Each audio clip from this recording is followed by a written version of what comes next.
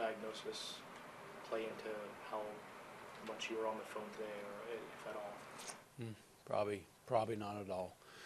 You know, I've said this all along, we're looking if we can make ourselves better today and not hurt our future. We're all for it.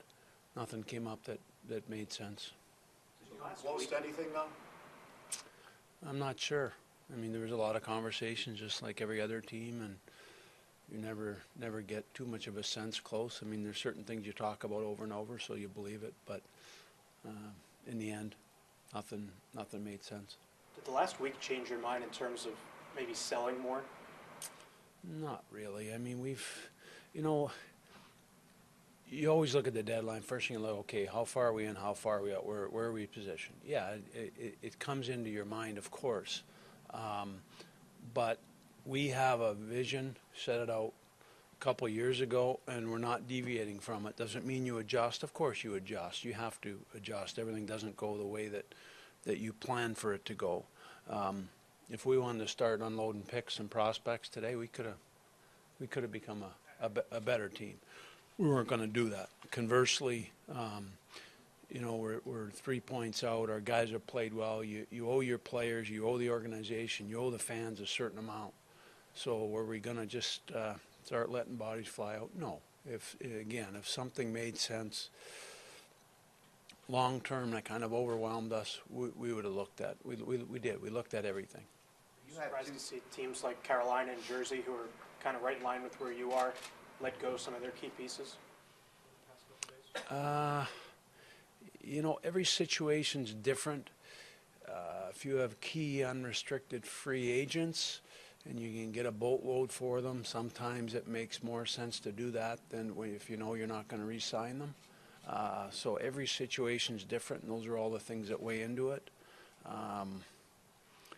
So what other teams did, I mean, we're certainly not concerned about. That's their business. There's a financial part of it. There's a hockey part of it, and there's a number of things that weigh in every organization different.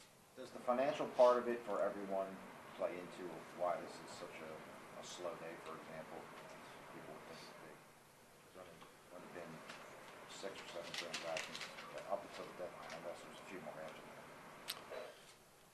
Yeah, probably. I mean, it's competitive too. There's not a lot of teams that you say are out of it. It's competitive. A lot of the teams that are at the top are capped out. So maybe they would have liked to do something else and they couldn't. So it's a different market. The market starts strong and it ends, you know, a little bit weaker.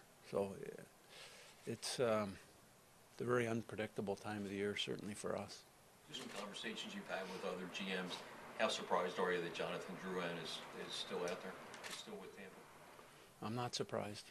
I mean, he's a good asset for them. He's a young player, and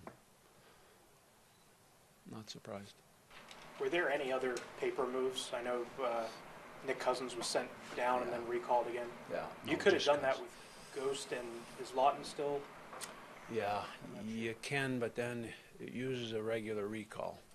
So you only have 4. So now, yes, now we have 3. So it's something you'd love to do, quite frankly, the 4 recall rule. I'm not sure why it's in there. I'm sure it's got a purpose, but it's in the agreement. Nothing you can do about it.